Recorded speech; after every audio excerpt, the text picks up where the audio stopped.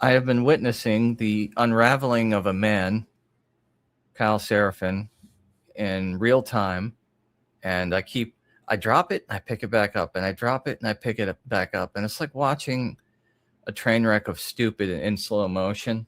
One man who refuses to listen to long form conversations about what's going on with the Tyler Robinson trial, and yet feels it incumbent upon himself to remark at any given opportunity on just how stupid he thinks that everybody else's opinion on the matter is, who is actually capable of articulating their opinions on the matter. It's one of the most frustrating crash outs that I've ever witnessed from somebody who, in most other categories, I would consider to be intelligent and knowledgeable. But on this one issue, refuses to hear them out because Candace Owens happens to be the mouthpiece for a lot of this information. And I will admit, I don't think she's the best repository of this information because she does contradict herself so frequently. And because people like Kyle seem to have no patience for long-form content, will grab up on the soundbite articles that people share around of her mispronouncing stuff, which I think is an interesting vector. Candace Owens, she is not stupid. She understands viral marketing better than most people on the internet. She is the thing that Jeremy Hambley claims to be, a master of this medium. So if she misspeaks, she understands why. My running theory with this woman is that the reason why she says revelations instead of revelations and other mispronunciations is not because she is incapable of saying the word correctly. It's because she wants people to soundbite her so she gets free coverage from her detractors. And people fall for it every fucking time. And ultimately, at the end of the day, what have you proven? That somebody mispronounces a word repeatedly? Now, I don't know if Candace Owens is controlled opposition or not. That's still a possibility. But I do know that she raises questions that I think people should be asking and that I think deserve answers. Not all of those questions seem logical from the outside looking in until you have a breadth of knowledge on the subject matter. How to screen share. Yeah, he's got some really good material. Iran made a video about Charlie Kirk. I didn't even know that was in their wheelhouse. It was literally a video. You have this Iranian general just sitting in a chair with his face blurred. He's speaking in English, which means it's to me, okay? But he has an Iranian accent. I know it's an Iranian accent because I lived in LA for 10 years. Let me tell you about Kirk. I'm like, what do you got for me, General? And he's like, did you know Charlie Kirk was killed by your government? I was like, yes, I did know that. I did actually. He's like, well, while we were hacking Cash Patel for funsies. If you're paying attention, you know that. Is his password 12345 the same that he uses for his luggage? Mainframe, no big deal. Apparently the password's Valhalla 123. Close enough. Close enough. Viking helmet. They revealed that your government plotted the murder of Charlie Kirk, and it didn't go according to plan. What? Our government botched an assassination attempt. We were. He says, well, did you know Charlie Kirk was not killed by a bullet. He was killed by an explosive device planted into his microphone that was clipped to his shirt. I know. Mind blown. Better choice of words? Sure. I'm sure a lot of people are asking, what? Who could even plant an explosive? Too soon, bro. Too soon. Too soon. Yeah, I don't know. I don't know about the exploding mic thing. It seems more plausible than the slop we've been fed lately, though. I'll tell you that. Pretty much. A device in a small piece of technology and detonate it remotely. Who would do that? But it's a thing, and it is real. And it is real. And it is real. And it is real. And it is real. And it's Israel. They did it with pagers in Lebanon. By the way, where did we get this? Trevor? Best Buy? What is it? Tel Aviv Tech? Okay. He said the device was supposed to explode downward into Charlie's chest cavity to make it seem like a clean gunshot wound to the chest. So we would all be like, oh my God, he was shot. And they'd thumbs up the fake Tyler on the roof. Be like, good job, buddy. We'll see you in Valhalla. It didn't go according to plan because the device misfired. Like, where have I heard that before? And a piece of shrapnel shot through Charlie's neck and it came out to the place that we were supposed to see the bullet going in. Now, this was the part that he said that blew. Okay. This was the part he said that really uh-huh. opened my eyes. He said because it misfired and because it exploded in all sorts of which ways, a bunch of pieces of shrapnel flew everywhere, Yes. and a lot of them went down and lodged themselves deep into the concrete where Charlie Kirk was speaking. And Yeah, this well, is that's not it. That's not it either. No, but it's really good. It's Yeah, not. I think he kind of glazed over something we're about to get into here, which is the portion of the medical exam that has been released to the public. We keep getting this drip feed of this information too. Yeah. And I don't know why we can't just at this point, because every other piece of information has been made public. But we only get the stuff that's damning to Tyler Robinson. We're not allowed to see the full picture. And yet the argument is we're not allowed to see the full picture because we don't want to taint the jury. Well, the jury's been tainted at this point. Who in America has not been tainted by this information already? The jury's tainted already. So if you're going to taint the jury to Tyler Robinson's guilt, then you need to also taint them to the exculpatory information, which, by the way, they're going to get tainted by as members of the jury because they're going to be shown that exculpatory information anyways, right? Right? Unless you want a mistrial. So if there's information out there that's exculpatory, then the public should be exposed to that information because the jury is also the public. Ostensibly.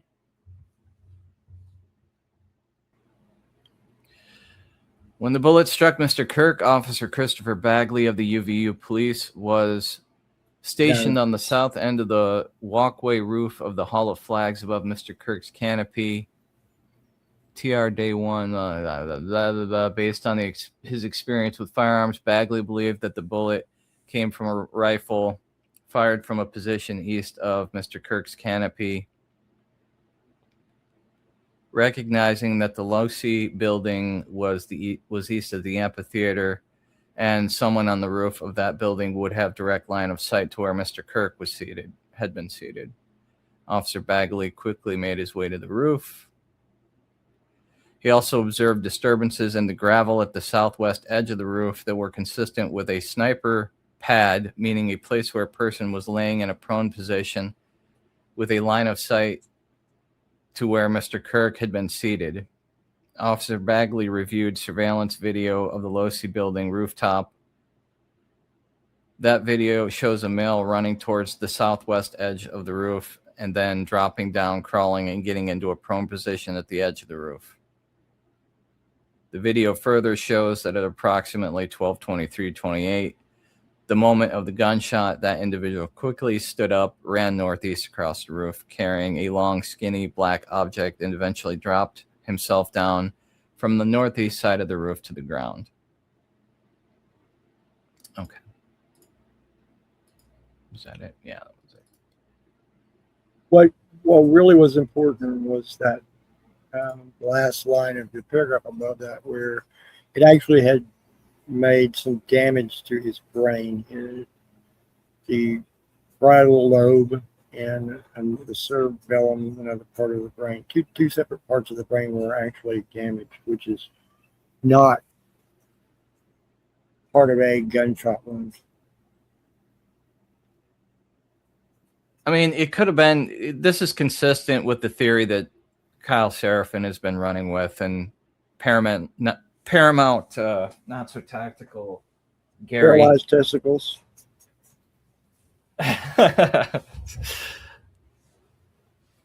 Which is that the bullet did the magic bullet thing where it bounced around like a pinball, and that's not typical. And made a malted inside of his insides. Yeah. Which, or exploded bone fragments, which actually, I mean, that one's more probable if it hit bone. No.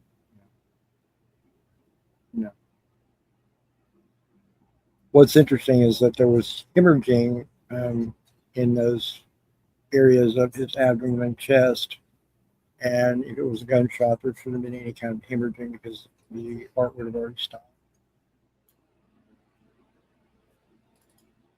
Does I not look don't like know. doesn't look like Rumble wants to feature us this time around. That's for sure. No. Can't imagine why.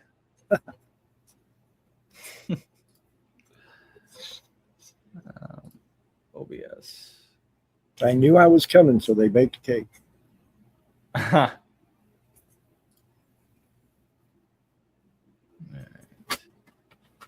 So did you catch that about the hospital? What about the hospital? Apparently they got buses to bus employees out of the hospital 2 hours before he arrived. That's what I've heard. I have no evidence of that. I have no proof of that.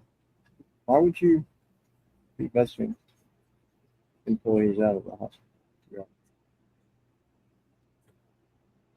Your voice got really muffled there, man. Yeah, I know.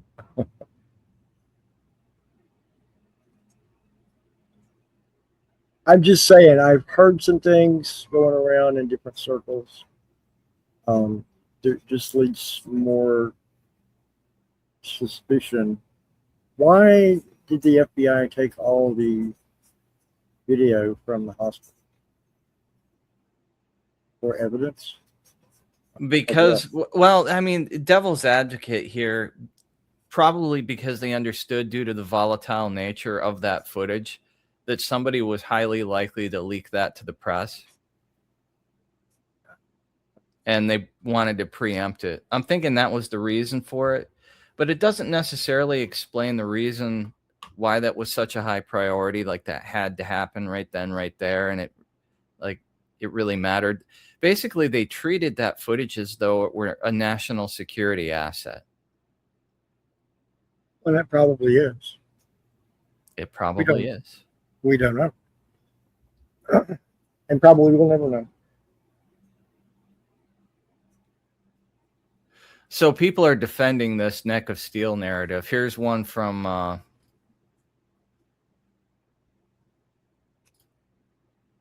second here. Kyle Seraphin. No, but it's probably in his wheelhouse. It's probably in his DMs. Ari Janis says, because the neck of steel was a metaphor not to be taken literal, when the surgeon made those statements, it was very early into his death.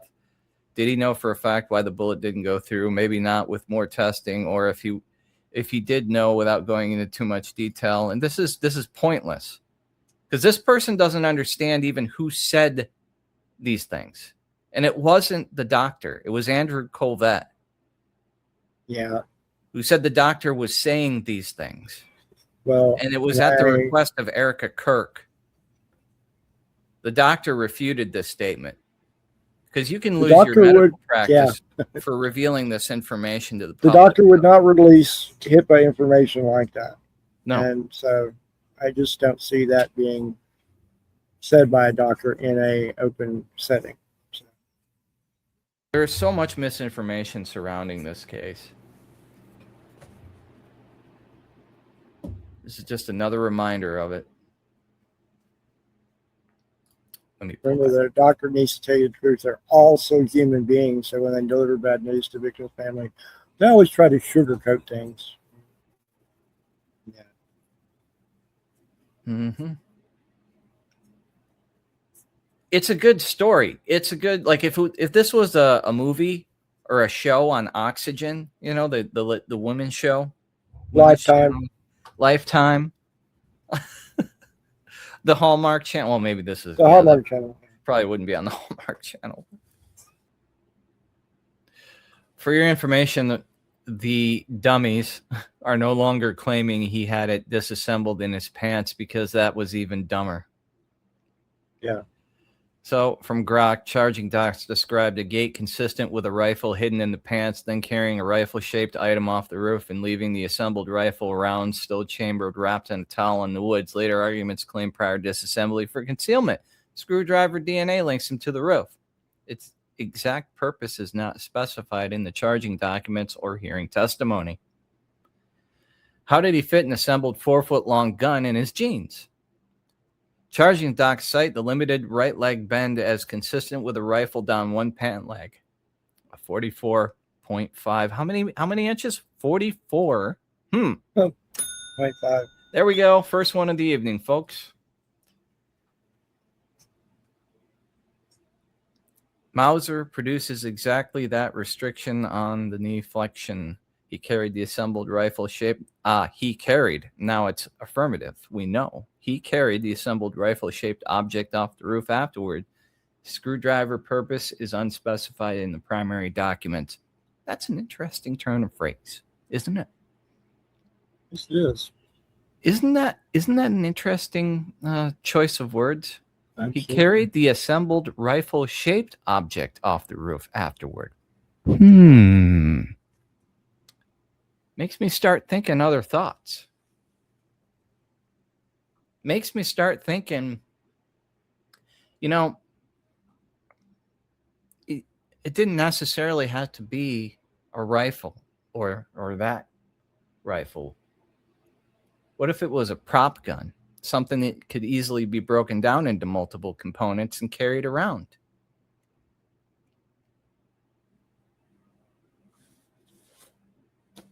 Just saying.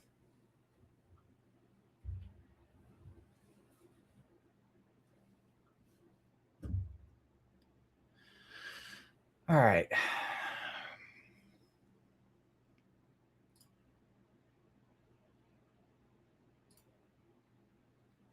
What do you got, man? I know you've had this for a while, and Oh no, it's not a big deal. This is what's going on right now with our water systems, which is kind of interesting.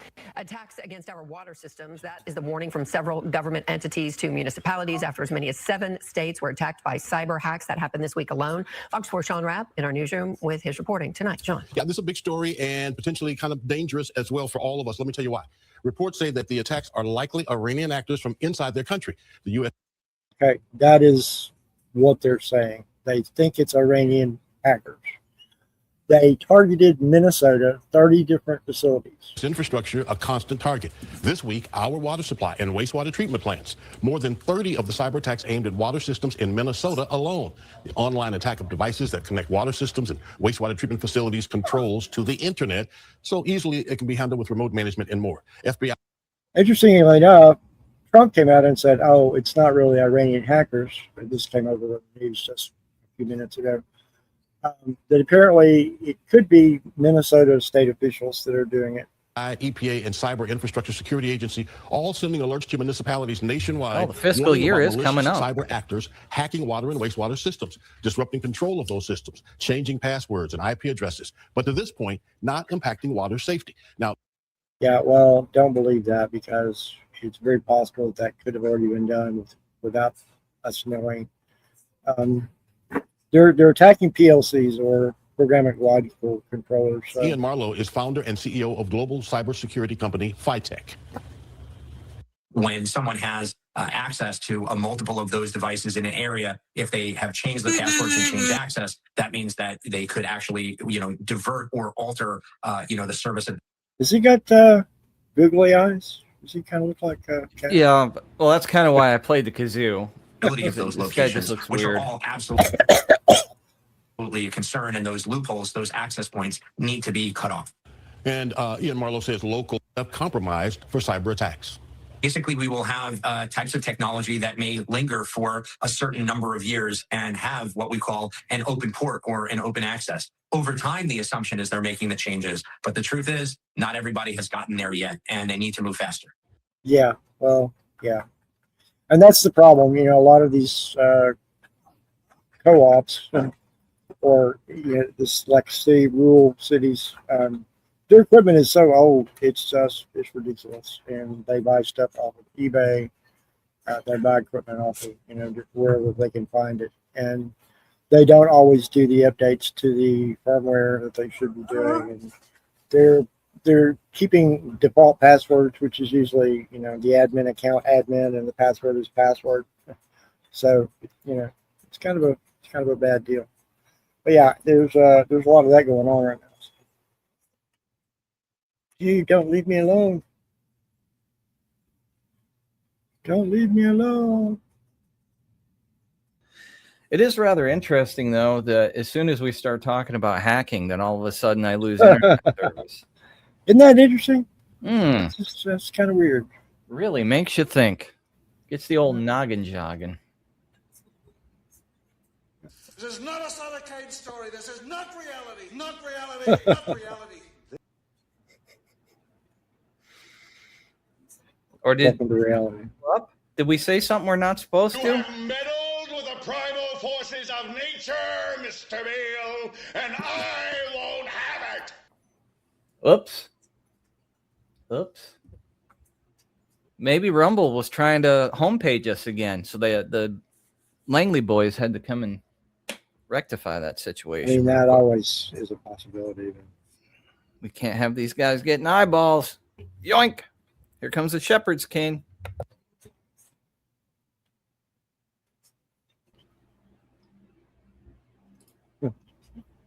So for today's video, I'll go into a bit more detail on one of the major reasons why I chose to leave Ontario. And that's because I'm making a long-term prediction that we are going to experience hyper debasement of rental and condo housing for the foreseeable future. And I'm not at all qualified to offer you investment advice, especially with regards to real estate, but I can say with confidence that choosing to rent an apartment in Ontario over the last 15 years of my life was one of the worst decisions of my entire life. And of course, I have to actually live somewhere. I don't have a choice about that. So by default, I'm basically forced to make some kind of investment in real estate of some kind, whether that be renting or owning. And based on how I've seen the housing industry in Canada play out over the last 15 years or so, especially in Ontario, I am not optimistic at all about the future. Now, at the same time, a lot of you will probably point to the fact that rental prices have actually gone down over the last 10 months or so. But at the same time, inflation is still a really significant time.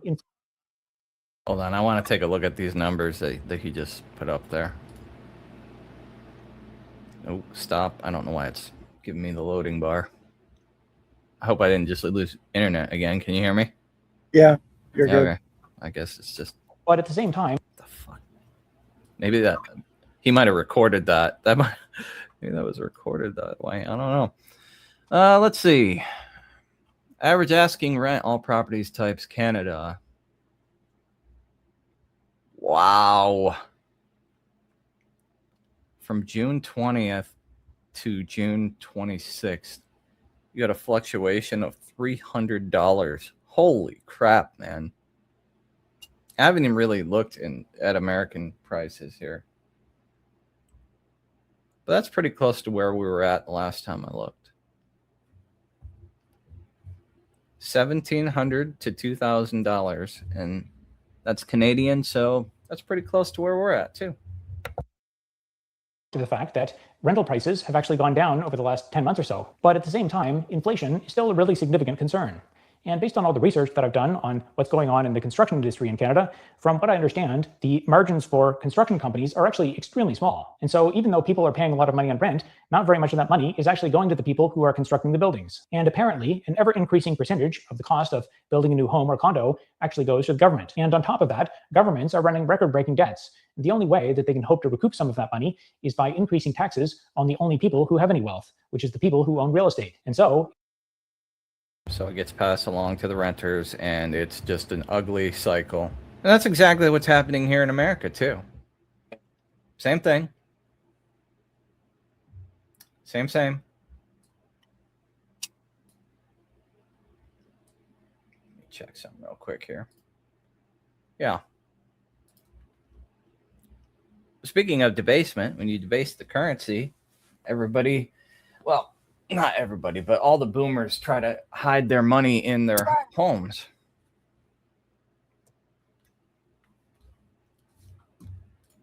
If rental prices go down, but taxes and inflation goes up, something has to give somewhere. And I think it's going to be in the quality of housing. In fact, there's ample evidence that this is already the case. On the Angry Mortgage YouTube channel, the host regularly talks about what he calls dog crate condos. These are condos that are so small that they're basically unlivable, that were designed to be purchased exclusively by investors who don't actually live in them. I expect this trend of building unlivable, substandard housing not only to continue, but to accelerate. And for examples of where we could eventually end up, just look at the cage housing in Hong Kong. Now, why do I think that this will only...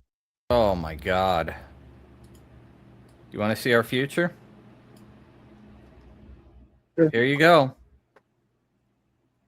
Yeah, like the pod houses in Japan, or pod hotels.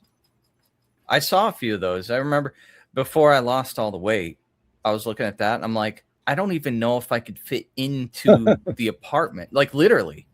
Yeah. I'm looking at it. I'm like, I could get stuck in there and die.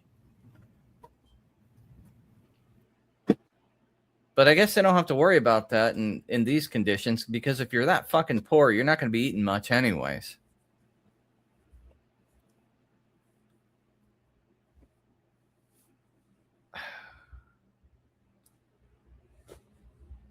How much more? How much more are people going to take, man?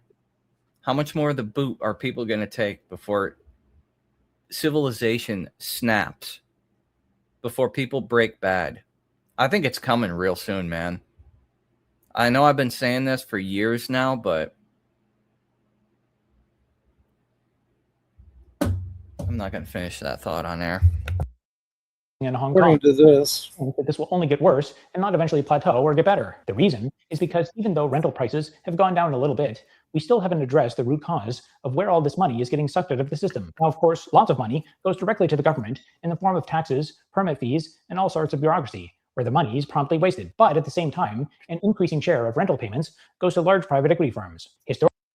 So back in 2016, I actually covered the Canadian government was housing Middle Eastern refugees at their military bases. Unlike the United States, Canada has a legal immigration problem, and they've had it for over a decade now. So they've got legal wage suppression going on, and they've had this going on for 10 years. We've just got the illegal version of it, but it's had the exact same effect on their wages, wage suppression. And the hyper corporate class will tell you, well, we can't raise the minimum wage because, well, the real answer is because then the gig would be up. Then we wouldn't be able to profit off of the lost buying power of the working class. We wouldn't be able to rob you of your time and effort via suppressed wages that you can't tell are suppressed wages because the number go up, but the buying power go down. And we can't think so good because we got fluoride in the water. So we don't understand the game that's being played. And guys like this, this guy should own his own 1-bedroom ranch right now. With his skill set,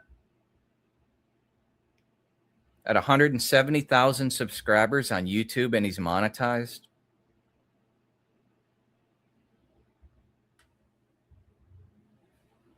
Historically, most of these private equity firms were physically based here in Canada. So in that case, even though you still had to pay rent to a greedy capitalist corporate landlord, at least that landlord was physically based here in Canada. So you were contributing to the local Canadian economy. But increasingly, more and more of these private equity firms that own all of our real estate funnel the money out of the country. Another trend that I've been keeping an eye on relates to the pre-construction financing market here in Canada. A lot of our new housing construction here in Canada is financed by investors who pay money for a unit 4 or 5 years before it's even constructed or livable. Over the last 10 years or so, this market effectively turned into a way for investors to make free money. Investors would simply put down money to buy a unit before it was even constructed. But since housing prices have been going up consistently year after year, this almost always meant that by the time the unit was actually constructed, they could sell it for a significant profit. Then the investor would take the proceeds of that sale and simply reinvest it in more pre-construction finance units.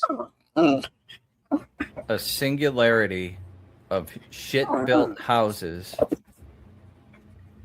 an extraction mechanism through necessity. Housing.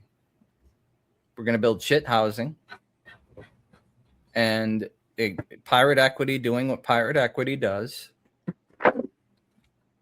Pass that cost along to the consumers, the debt.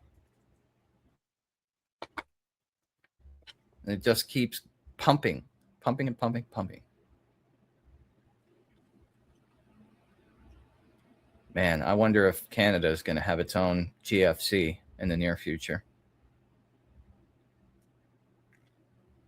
But recently, this game of musical chairs has stopped working, and the result is that basically all of the investors who would finance this new housing construction don't want to put up the money anymore. The consequence of this is that new construction starts for this type of housing have basically gone to zero recently.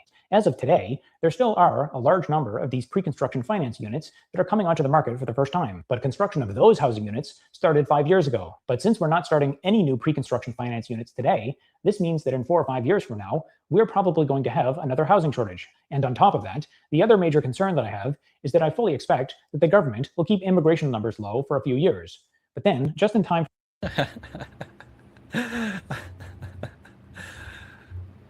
Hold on a second. Survey says... I don't think so, buddy. I don't think so. for the next housing crisis, they'll probably open the floodgates again and let in millions of new people. If real wages could eventually start increasing again, then maybe people could actually afford higher quality housing. And this could create an economic basis to finance and build more of it. But in the short term, it looks like things are going to trend in the opposite direction for quite a while. And I think that this can only mean one thing: debasement of the quality of housing. And I predict that this will manifest itself in the form of every single party trying to squeeze every last little dime out of anyone who rents an apartment or owns a condo. And wow, does that sound familiar? Wow, does that sound familiar? Man, it's already happening, brother. But I know what he's saying, and what he's about to say is it's going to get worse. They're going to itemize every little thing and ping and ding you, because as the government puts rent controls like we're seeing in New York City here in the States now, I don't know if we're going to get to that this evening or not, but that's having its own feedback effect. Because the problem is the prices on everything have gone up.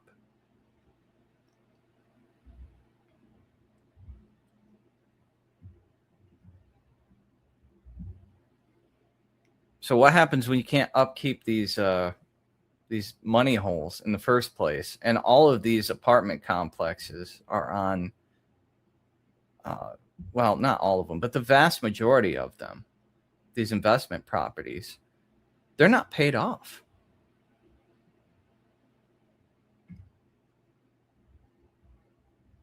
You're renting the rental that's being rented out,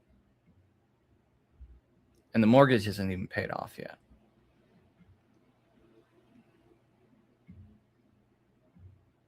currently, I would argue that there are a lot of signs that this is already happening. The other day, I saw a video where people talked about the current state of trying to rent accommodations on Airbnb. The recent trend has been an explosion in the number of surcharges and nonsense fees, things like cleaning fees that exceed the price of renting the accommodation in the first place, or all kinds of strict and bizarre limitations that effectively try to micromanage what you can actually do in the place that you rented. But that's just Airbnb. Those same kinds of examples don't apply to long-term accommodations like apartments or condos, do they? Well, not yet.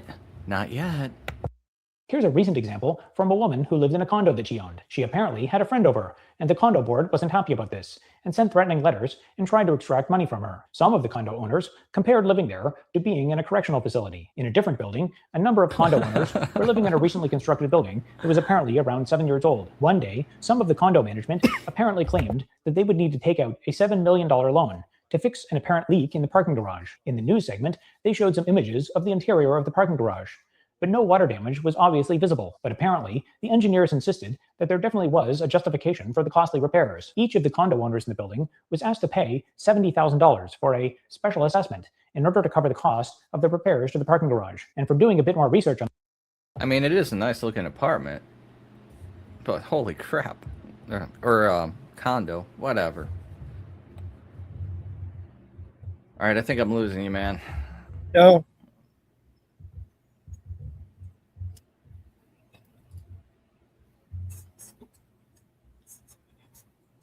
Hyper debasement of rental housing is coming. I mean, it's a nice looking place, but I don't think it's worth it. I was just looking at the housing figures. Home prices hit an all-time high of $440,660 in June of 2026, marking the 36th consecutive month of year-over-year growth, according to the National Association of Realtors. Represents a 1.8 increase from the previous year, driven by tight inventory and sustained demand despite affordability challenges. The outlook and context: while housing affordability remains critical as median home prices have outpaced wage growth, requiring an annual household income of roughly $117,000 to afford the typical home. While the median sale price dipped slightly to $410,700 in quarter two of 2026 per the Census Bureau, the NAR's existing home metrics reflect a broader market peak.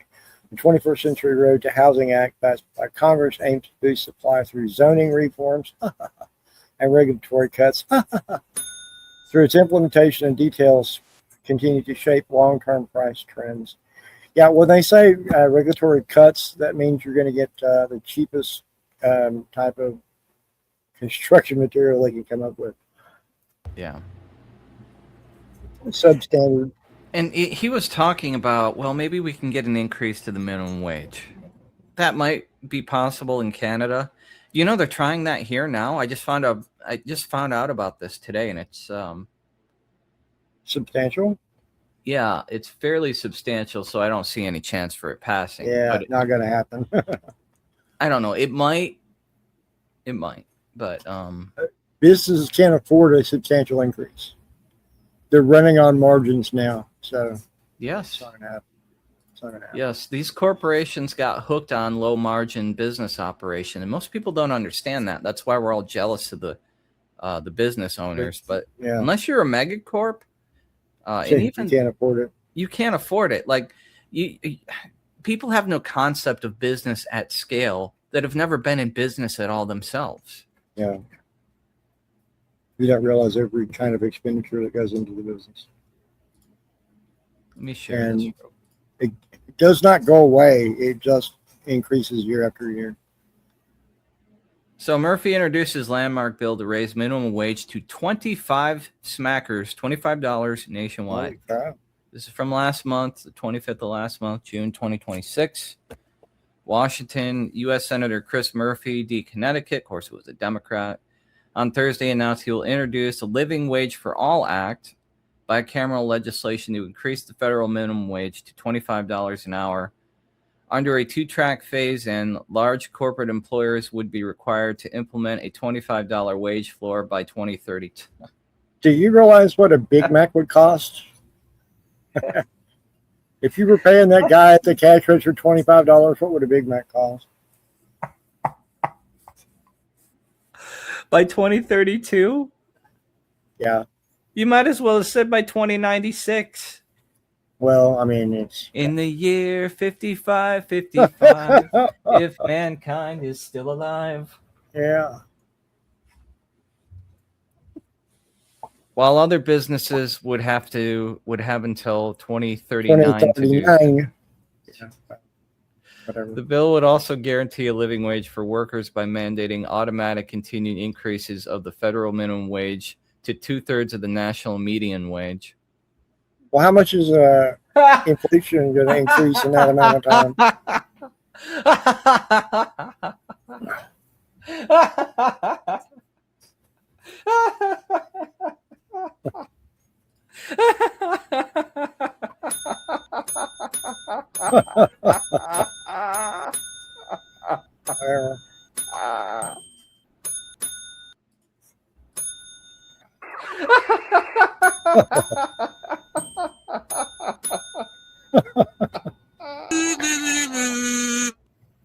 I'm fucking done.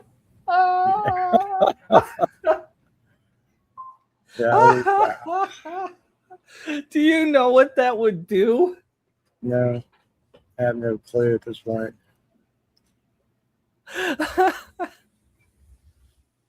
The national median wage should be paying people like $500 a fucking hour. Are you kidding me? Yes, let's do it. Do it. Go ahead. Yeah. So just keep printing more money. So. What you just said is one of the most insanely idiotic things I have ever heard.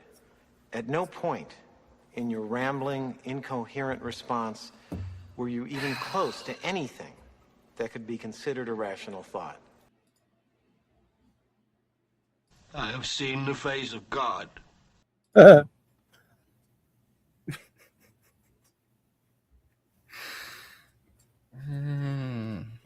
have become the destroyer.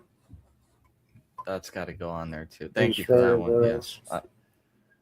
I have become death, destroyer of worlds. I have become debt. Become debt. Destroyer of worlds, yeah. Oh, okay. There's more. The Living Wage for All Act is co-sponsored by the English motherfucker. Do you speak it? U.S. Senators Rich Blumenthal, Andy Kim, Ron Wyden, U.S. Representatives Delia Ramirez, and Jesus Choi Garcia, Latifah Simon introduced companion legislation in the House. Despite widespread gains in worker productivity, alongside stark rises in the cost of living, Congress has not increased the federal minimum wage since the first Obama administration. Since 1979, workers have become some 92% more productive, but wages have risen by less than 34%. Well, I mean, that's not really how it works, but if the minimum wage had kept pace with inflation and worker productivity since 1968, it would have been roughly $25 in 2023.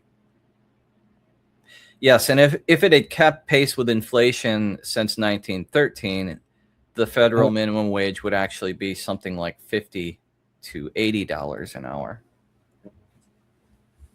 According to Axel, it's actually $150 an hour, but his math is a little wonky. Yeah. There is nowhere in America where a worker with just one dependent can afford their basic needs while working full-time at an hourly wage under $25. That is absolutely right, unless you own a home. Well, even at that, it's a little tight. Yeah. It depends on how many family members you have. If you own a home and you're not paying on it, then you might be able to make it at, say, $20 an hour. But it's... And you don't have kids. Yes. No. If you have no other things going on that you need to pay for. But with that, you're not going to be able to afford health care. That's right. Well, nobody can afford it anyway. So. As low wages put families in a financial chokehold, local businesses lose out from a diminished customer base, and our broader national economy misses out on substantial gains in employee engagement and reductions in staff turnover. While many states and localities have increased their minimum wages with consistently positive results for workers, in 20 states, the minimum wage still does not exceed the federal floor established nearly 2 decades ago. Well, I can tell you, I'm pretty sure the federal minimum, the state minimum, is still the federal minimum here in Texas. But I don't know of any. I have not seen, and I imagine there's some jobs that are paying federal minimum wage because people won't work them because you cannot fucking survive on them. It's impossible. And in most jobs across the country, they won't hire. They won't even bother trying to hire at $7.25 an hour, the federal minimum wage, because they know that. This argument that, well, these jobs are for teenagers that are working their first job out of high school. Well, yeah, but there's a problem with this logic. You know what the problem is? People that need those jobs. Besides the well, yeah, that's part of the problem. But if the argument is, well, this is for teenagers working on a hard, well, how many people are having kids? Yeah. Well, that are going to go and work those jobs when they're teenagers in high school, or as the corporate tycoons claim. And if you go to these places, a lot of the times you'll find it's not just teenagers working there. As a matter of fact, I don't see any kids working at these jobs anywhere. Anywhere. If you see one out there, it's like seeing a zebra in public. It's like, whoa, they do exist. Because nobody's fucking having kids. Nobody's fucking having kids. And you know what the kids are actually doing? They're making YouTube channels or TikTok reels. Yeah. Because there's more money in that than there is at working at the Mickey D's down the street. So most of the people that are working at these places McDonald's, Arby's, Jack in the Box. They're people in their like 50s and 60s. Because they can't afford to live on their Social Security.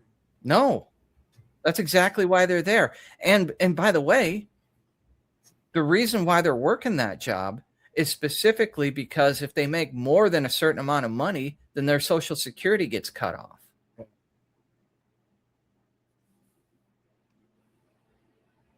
Which, by the way, they wouldn't need to rely upon if their wages were high enough to be able to save for retirement. If we hadn't devaluated the currency to the point where their current retirement funds aren't enough to make it in the economy. Yeah. Constantly spiraling back to the money. And our government across the globe, apparently, unwillingness to address the fiat money problem.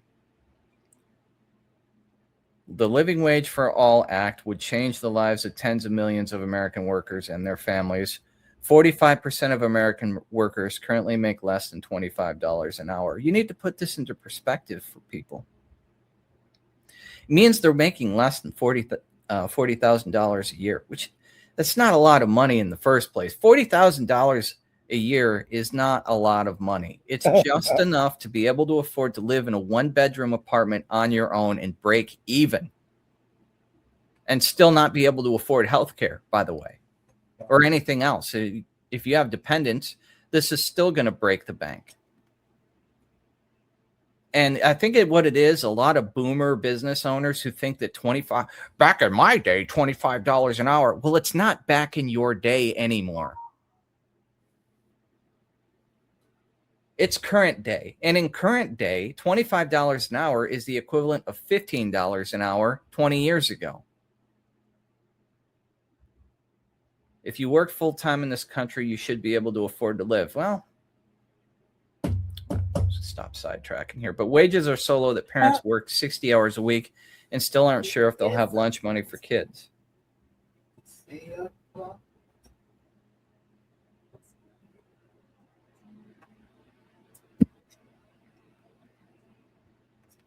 I'm not reading all this. Let's see if there's... The Living Wage for All Act would ensure a minimum wage increase to $25 an hour over several years. No employee will be paid below the minimum wage. Existing sub-minimum wages for tipped workers, workers with disabilities, youth workers will be phased out gradually, and it should be. All right. And I know the boomers aren't going to like this. Yeah. Because back in my day, we got paid and we didn't understand the value of work and blah, blah, blah, blah, blah, blah. Well, the problem with that is it turns into exploitation. Scratch that. It's turned into it. Because this will be used as the excuse to keep the wages low in certain industries.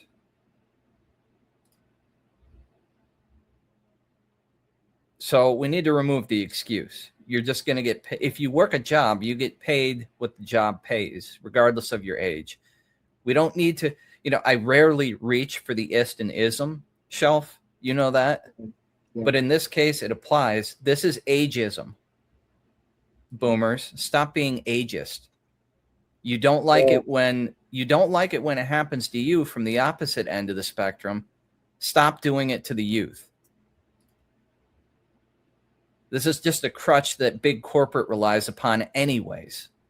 Don't make the argument for the big companies that don't give a fuck about you anyways.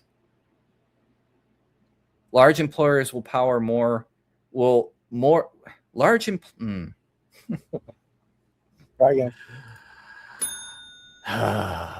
it's almost the end of the show.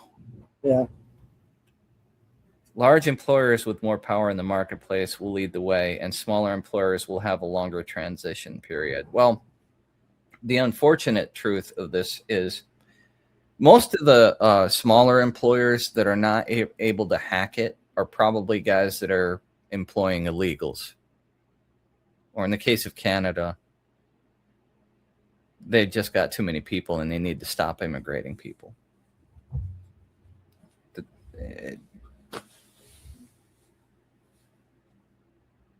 I was listening to Jimmy Dore's show, and he had 2 new guests on. You sent me the link to it earlier today. Yeah. And I commented in the chat that, wow, Jimmy finally found 2 replacement hosts that don't suck.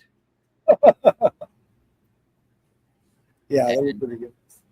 They were talking about this. This is where I found out about this in the first place. And, he made the example that, if you're working for a plumbing company or something, that all the prices for their services would go up, or a carpet cleaning company, they'd have to charge, instead of $100 an hour or a job, they'd have to charge $400. And I don't think they understood that in the blue collar field, even working as a carpet cleaner, they're not paying federal minimum wage or anywhere near it, because you can't get people to do those jobs consistently at any rate. Well, not Americans. Huh? Not Americans. Not Americans. Well, I'm talking like these big companies that do have to follow the rules because they'll get their knees broken. Like, Stanley Cleaner or whatever. But yeah, I know that we're down in Texas. We're next to the border. There definitely are people that are still contracting illegals for these jobs, but that's kind of a different thing anyways. Most of these small businesses are paying more than the minimum wage. They might not be paying $25 an hour though. And unfortunately, these guys are going to have to either increase their margin or not their margins, their prices, or they're going to have to go out of business. Well, a lot of them have already increased prices, and that's why a lot of people are not able to buy their services. And that's why a lot of them are going out of business. Yes. You know what? You raise the wages, people will have more money to spend on products and services. Well, that's what it's supposed to be. Unfortunately, it doesn't work out. But it's only really going to work if they stop devaluating the currency. Well, they'll keep putting more money every day because we have so much more debt coming in. The only real power of raising the minimum wage is decreasing currently existing debt. That's where the real power in this lies. It's not decreasing cost of living, because cost of living will increase alongside this. Continuously, yeah. Yes. But it will enable people to pay off fixed, currently accrued debt. Well, we hope, but I'm not seeing it happen right now. And by the way, once that debt is paid off, like big chunks of that debt, you're going to start to see deflation in the economy. Yeah. I hope we see it. I really hope we do, man. I'm just not holding my breath on it because that's not been our track record here in America or across the world. National debt is at what, 36 trillion right now. I think it's asking for. I think it's closer to 40, but I haven't looked in a while. I'm giving it a good kind of an estimate of like 36 trillion, but they're asking for another 308 billion just for the next phase of this war. Police action. Event. Whatever it's called.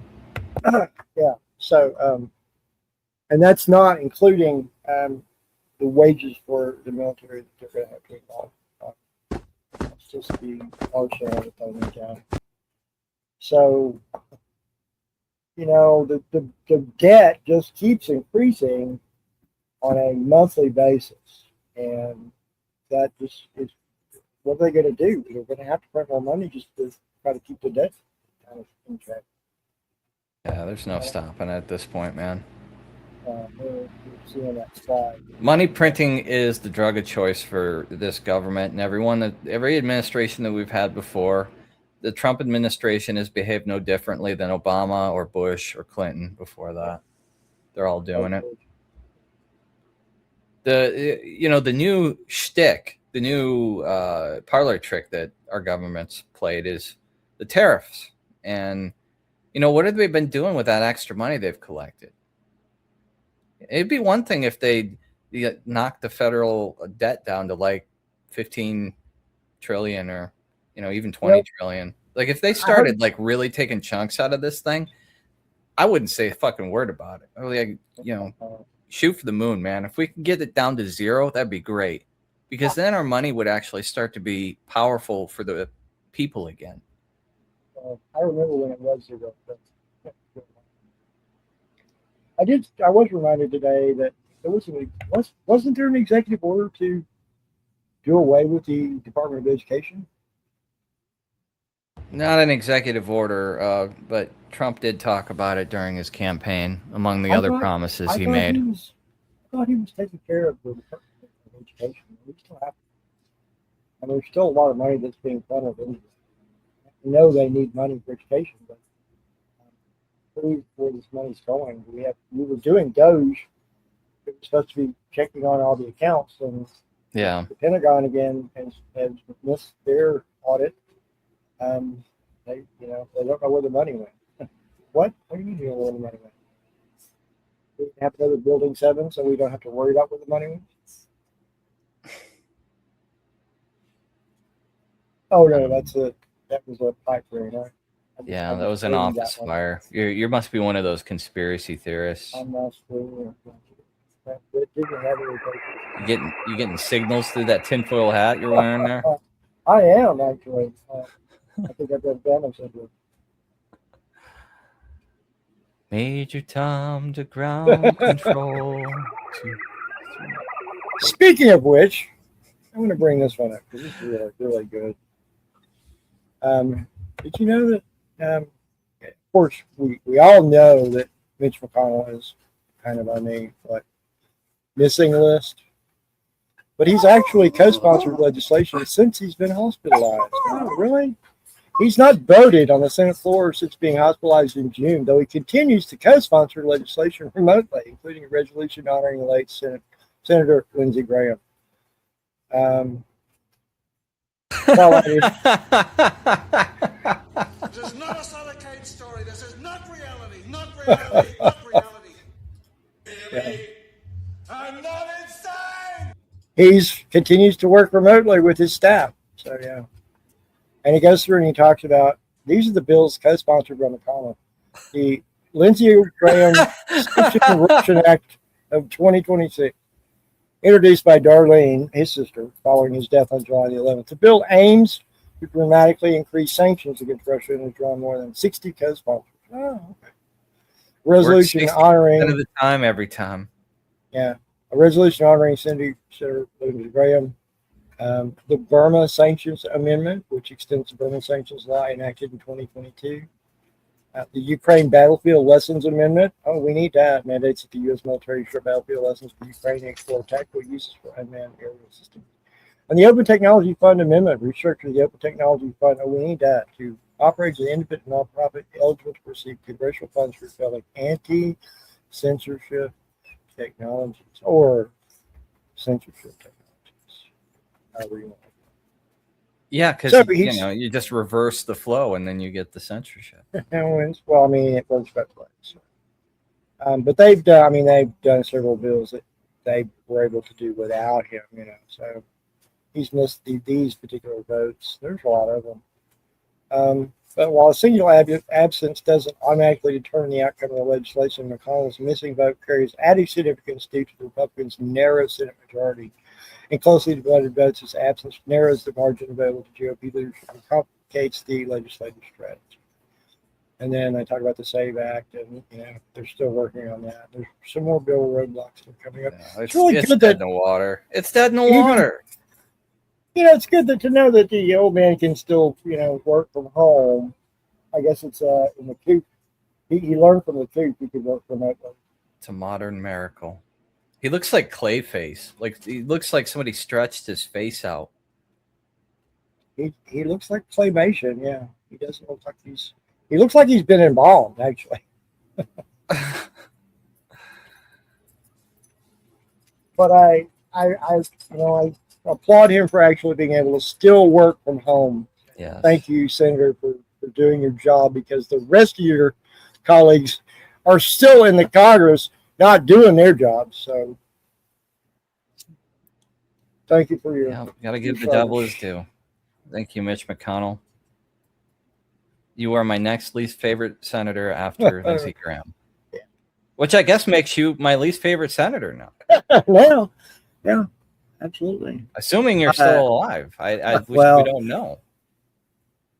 You know, they've all talked to him at 20 and 30-minute phone calls. So yeah, he's still there somewhere. Maybe we can get him on the show. Mitch McConnell, friend of the show. That'd be interesting to have him call in. Yeah.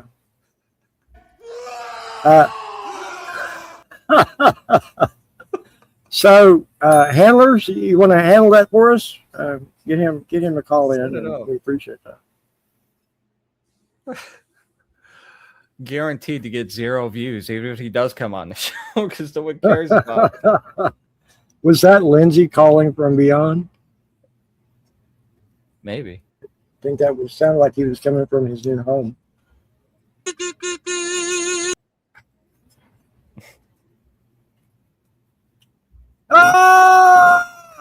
What's Lindsey Graham's favorite position in the Navy?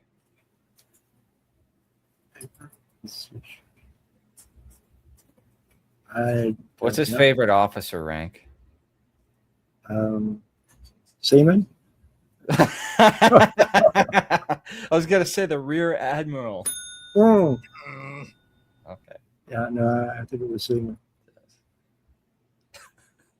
Okay. Sorry.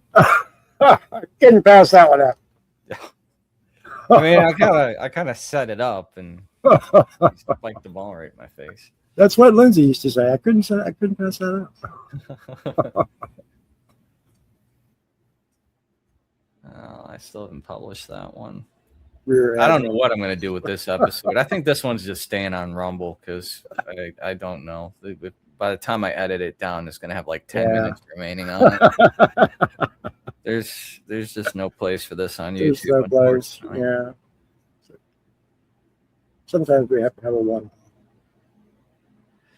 All right. I think I'm going to call it here, man. Fork me.